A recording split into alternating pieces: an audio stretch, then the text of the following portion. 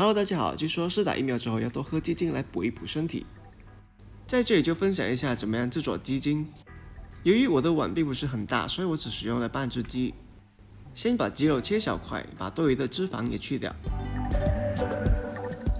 把切好的鸡肉清洗干净。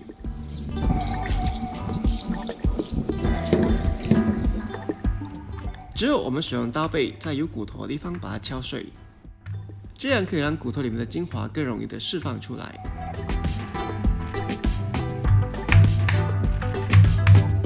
找一个比较大的碗，在这里我加入了花旗参，然后再用另外一个碗盖着，之后再把鸡肉放在上面。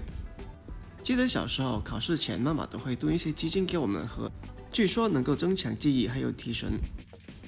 我会在表面铺上一层油脂，这样可以避免水蒸气进入。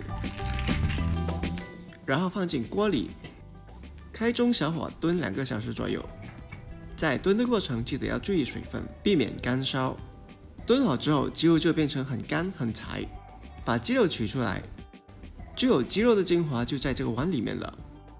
多喝可以补一补身体。剩下的鸡肉你可以考虑把它做成鸡肉松。